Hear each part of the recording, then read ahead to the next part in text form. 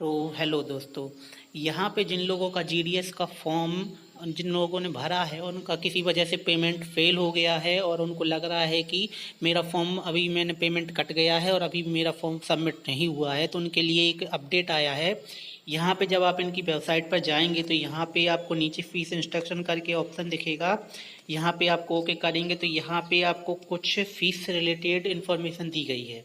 तो यहाँ पे जब स्क्रॉल करते हुए आप नीचे आएंगे, हमारे काम का पॉइंट यहाँ पर है 8वां।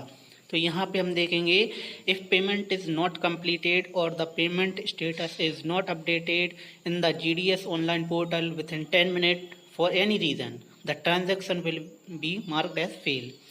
अगर आपका पेमेंट के बाद 10 मिनट तक आपका स्टेटस इसमें शो कर जाएगा कि ये एक्सेप्ट हुआ है कि नहीं, नहीं तो इसमें फेल शो करेगा। ठीक है।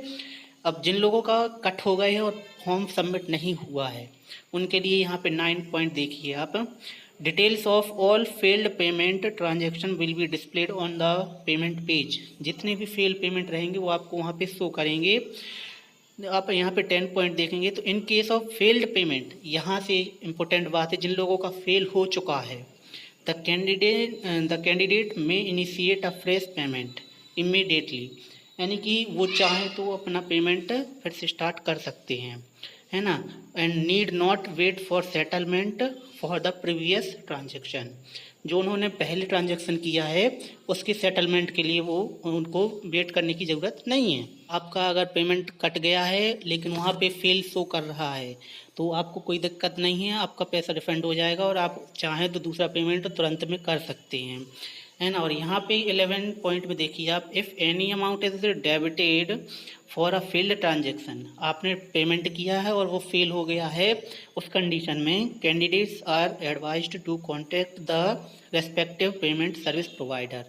जो आपका बैंक हो सकता है, यूपीआई ऐप हो सकता है रिफंड के लिए। तो इनका कहने का मतलब है कि अगर आपका पैसा कट गया है तो उसके लिए आप अपने बैंक से कांटेक्ट करें या फिर आप अपना जो जिस यूपीआई से आपने पेमेंट किया है उससे कांटेक्ट करें। यहाँ पे शो किया था उनने कि अगर आपका पेमेंट फेल हुआ है तो आप दोबारा ट्राई कर सकते हैं पेमेंट की, है ना। और रिफ़ंड के लिए आपको अपने बैंक से कांटेक्ट करना पड़ेगा। तो यहाँ पे रिफ़ंड से लेके एक अपडेट कमेंट में बताइए कि क्या आपको ये प्रॉब्लम गई है और आपकी प्रॉब्लम सॉल्व हुई या नहीं।